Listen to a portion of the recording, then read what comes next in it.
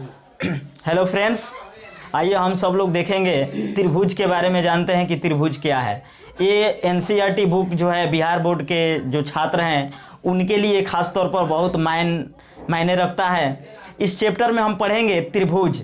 त्रिभुज में कुछ ऐसे भी प्रमेय हैं जिनके बारे में हमको जानना जरूरी होता है, तो उसके लिए चलिए हम बताने वाले हैं। तो आप सब लोग अच्छे से देखेंगे मेरे वीडियो को। तो चलते हैं त्रिभुज।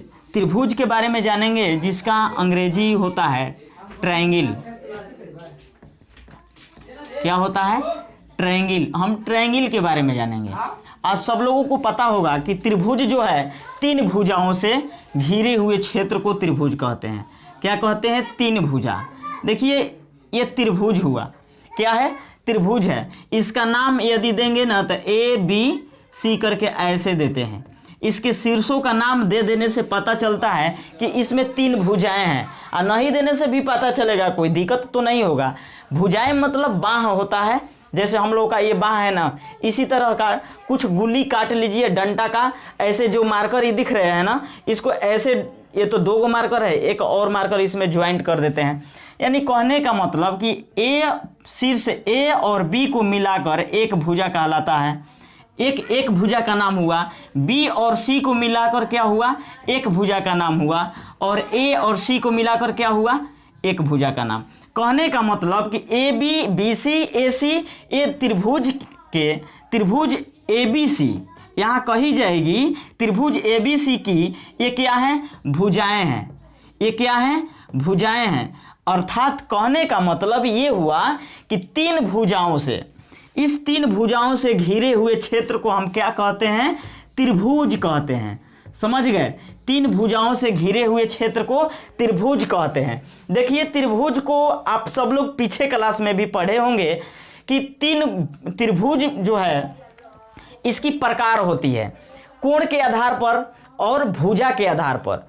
त्रिभुज की प्रकार होती है कोण के आधार पर और भुजा के आधार पर। तो चलिए हम इस टॉपिक को अपने अगले वीडियो में डालेंगे, जबकि आप लोग यहाँ जो समझना है हम आप लोगों को समझाने वाले हैं। त्रिभुज के इस चैप्टर में पढ़नी है त्रिभुज कब कही जाएगी कि वो समरूप है। समझ रहे हैं? त्रिभुज कब कही जाएगी कि वो एक समरूप है, सर्वांगसम है। किस स्थिति में कही जाती है तो वहाँ हम बताने वाले हैं। तो चलिए इसको साफ करते हैं। ये भुजा के बारे में आप सब लोगों ने जाना कि एक त्रिभुज में कितनी भुजाएं होती है और त्रिभुज का परिभाषा क्या होता है। देखिए त्रिभुज के बारे में जानेंगे। दो त्रिभुज लिखा जाएगा, दो त्रिभुज समरूप होते हैं। इस चैप्टर में यही पढ़ना है। दो त्रिभुज समरूप होते हैं। दो त्रिभुज समरूप होते हैं यदि और केवल यदि, ऐसे लिखना पड़ता है। दो त्रिभुज समरूप होते हैं यदि और केवल यदि। कब? फर्स्ट नंबर में हम लिखेंगे दो त्रिभुज समरूप होते हैं यदि और केवल यदि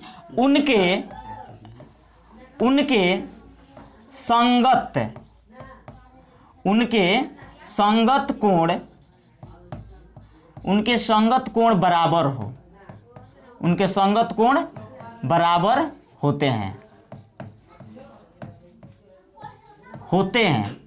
कहने का मतलब कि उनके संगत कोण बराबर होते हैं। समझ रहे हैं इस बात को? संगत कोण किसे कहते हैं अभी हम यहाँ दिखाएंगे। इसके लिए हम दो त्रिभुज की रचना करते हैं, दो त्रिभुज को बनाते हैं। इस तरीका से आप अपने कॉपी में चाहे कहीं भी इस तरीका से बना दीजिए। एक और यहाँ त्रिभुज ऐसे बना दीजिए। त्रिभुज दिखाई दे रहा है, इसका नाम लिख दीजिए इसके शीर्षों का ए बी सी, और इसका कुछ और नाम लिख दीजिए पी क्यू आर। यहाँ दो त्रिभुज दिखाई दे रही है। संगत कोण का मतलब होता है पी क्यू, सॉरी देखिए पी क्यू आर हुआ, ये आर है, समझ गए।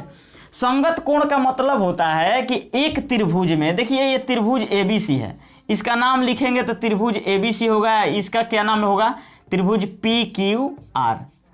तो त्रिभुज एबीसी का एक कोण, ये कोण ए है, ये क्या है, ए है, ये कोण जो होगा इस पी कोण के बराबर होगा।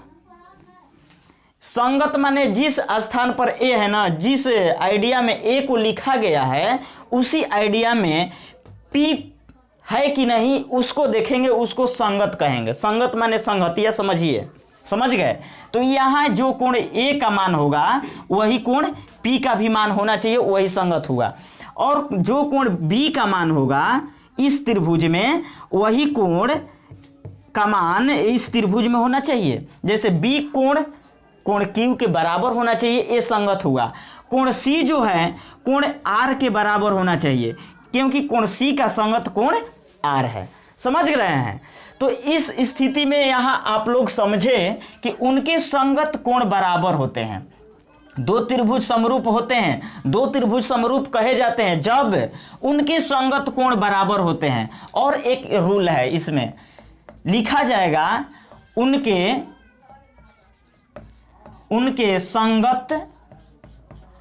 संगत भुजाएं एक ही अनुपात में हो, उनकी संगत भुजाएं एक ही अनुपात में हो, चाहे होते हैं, समझ रहे हैं। उनके संगत भुजाएं एक ही अनुपात में होते हैं। संगत भुजा यहां जानेंगे, जैसे कहने का मतलब कि ए बी इस त्रिभुज की भुजा है, त्रिभुज एबीसी की ए बी एक भुजा है। तो ये जिस तरीका में है ना, उसी तरीका में हम त्रिभुज पी क्यू आर में भी ढूंढेंगे, समझ रहे हैं, पी क्यू आर में भी ढूंढेंगे। तो ए बी एक भुजा हुआ, उसी प्रकार पी क्यू क्या है, यहाँ एक भुजा है।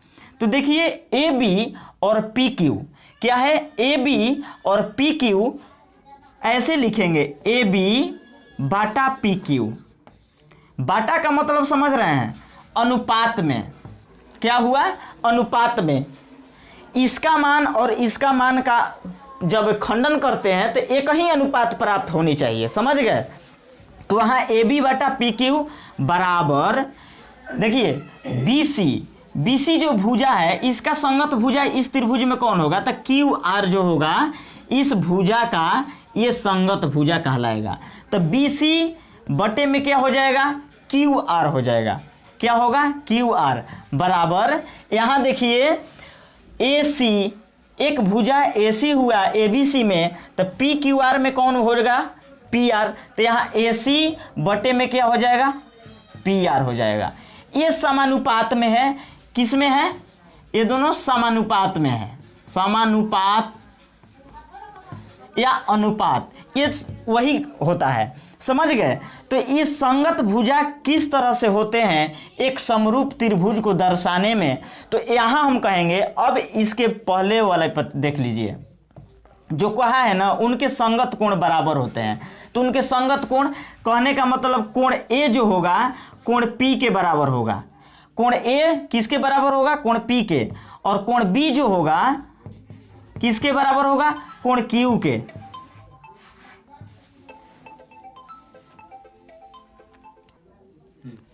कोण बी कोण क्यू के बराबर होगा तब ये संगत कही जाएगी। और कोण सी जो है कोण आर के बराबर होनी चाहिए, कोण सी कोण आर के बराबर होनी चाहिए।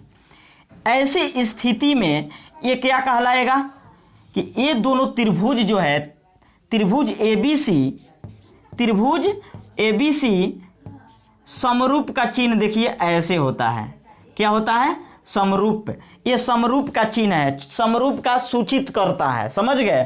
तो त्रिभुज एबीसी त्रिभुज पी क्यू आर है, समझ गए।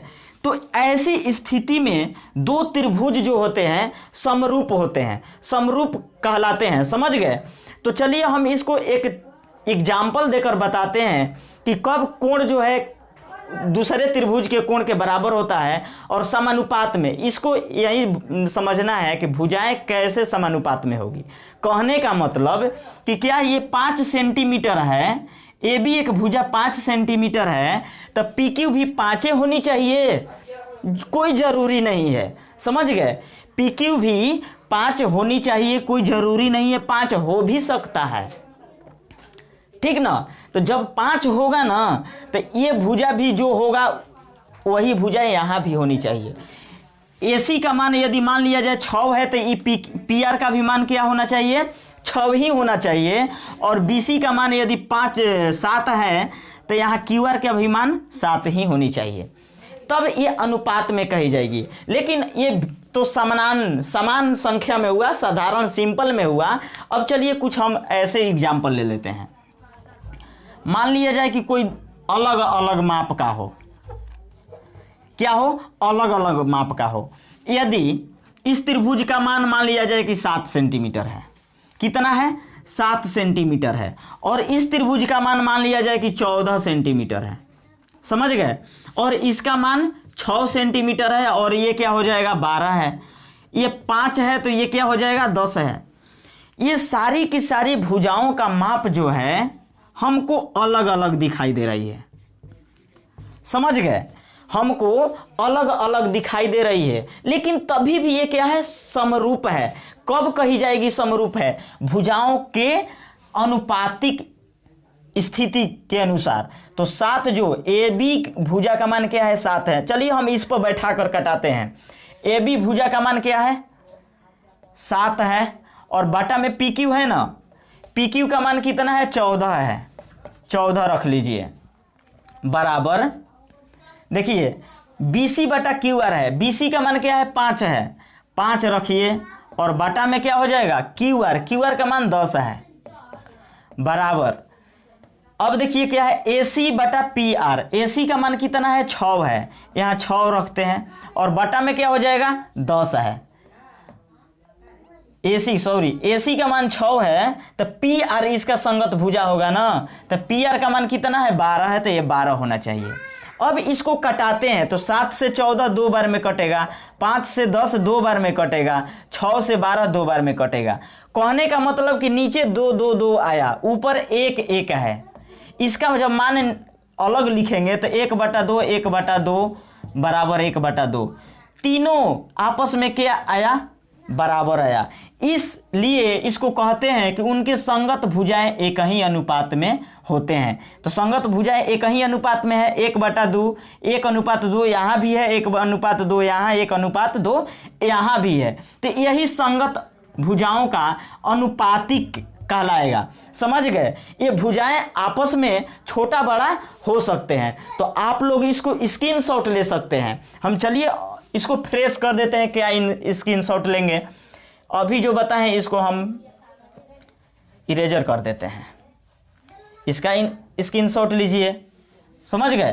तो इस तरीका से समरूप त्रिभुज होते हैं, तो आप लोग अच्छे से समझ गए होंगे। तो चलिए हम अगले वीडियो में अपना एक अगला चीज डालेंगे, थेल्स प्रमेय के बारे में बताएंगे, सर्वांग समता के नियम को बताएंगे, समझ गए। तब तक से इसका एंजॉय लेते रहिए।